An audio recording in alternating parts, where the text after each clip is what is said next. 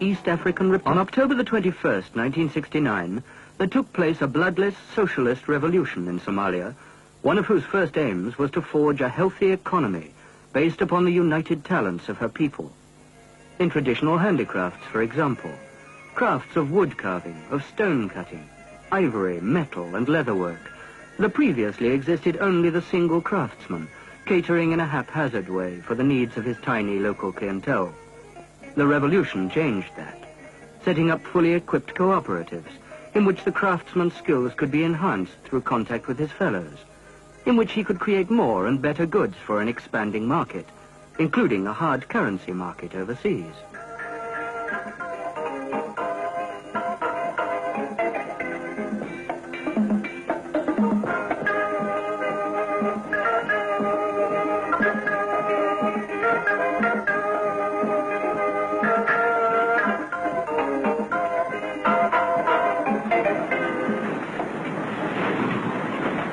Since the Socialist Revolution, cotton, for centuries a staple product of the nearby Sudan and of Egypt, has been grown in Somalia on experimental farms set up by the government.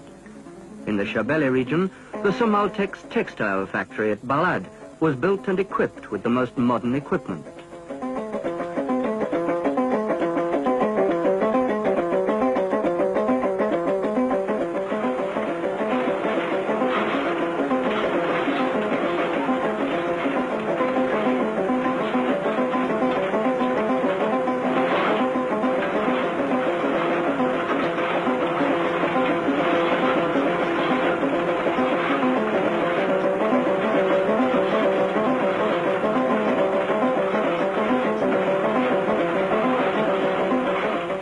The intention at the outset was to make the country self-sufficient in bleached and dyed cotton fabrics, an objective now achieved with an annual production of 10 million yards. In the government's plan, hard currency resources previously spent on costly textile imports can now be diverted to other vital development projects.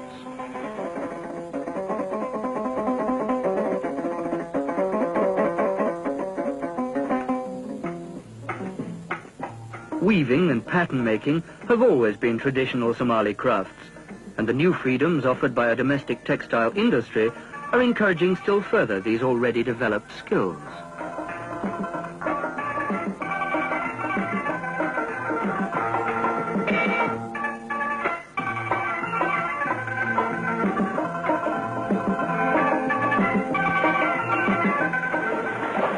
Lying so close to the equator, Somalia grows a great variety of fruits and vegetables. To package these for sale and export, the government built the huge Etop factory at Afgoy. Its positioning is excellent, lying in the very center of the fruit-growing district of the Shabelle and close to Mogadishu's export harbor.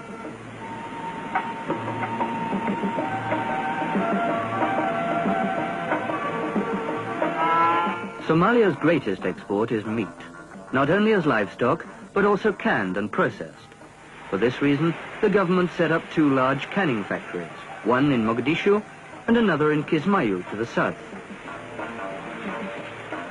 Kismayu now exports some 300 million tins of stewed steak a year to the Soviet Union, while large quantities of corned beef are marketed in Egypt and other countries of the Middle East. 2,000 miles of coastline give Somalia a further natural resource to develop, and fish factories are a growing feature of her coastal towns. The main one at Las Korai in the north is designed to process an annual minimum of 5,000 tons of tuna fish for export. Success in this has led the Ministry of Fisheries and its related agencies to expand their operations and to purchase growing numbers of fishing vessels and storage facilities for the industry.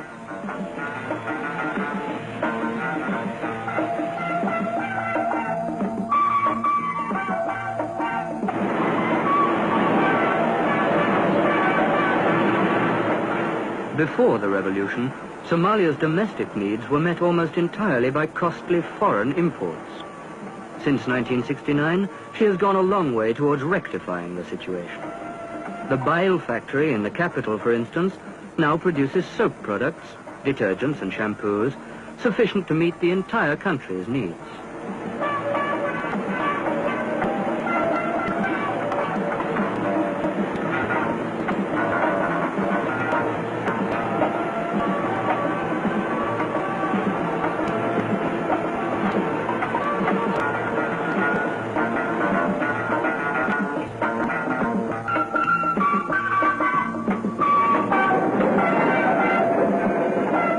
Another light industry developed since the revolution is that of tile making and ceramics here in Mogadishu.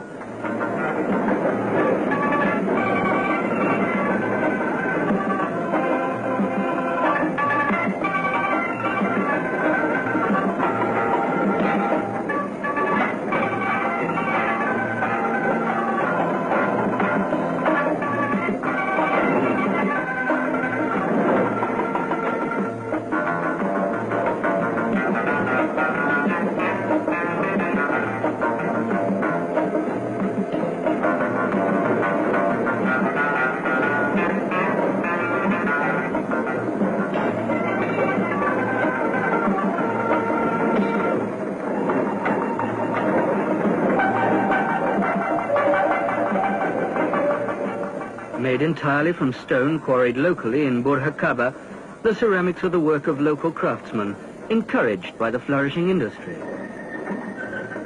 The finished product now meets not only the nation's needs, but also forms a small but useful source of hard currency revenue through export sales to Somalia's Arab neighbors.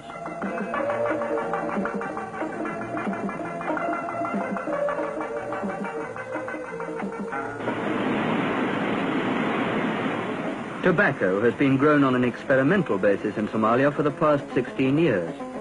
Following the revolution, the government undertook to build a cigarette factory in Mogadishu that now turns out over 1 million cigarettes a day.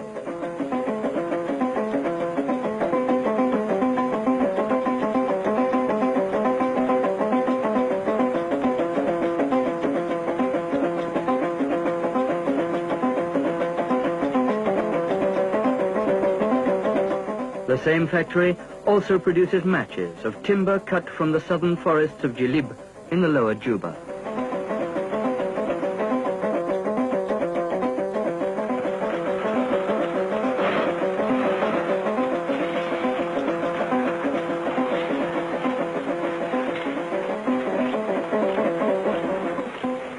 This factory, recently built in Mogadishu, is designed to make pasta, spaghetti, macaroni, rigate, from Somali maize, with the aim of making the country self-sufficient in these very essential, very basic foodstuffs.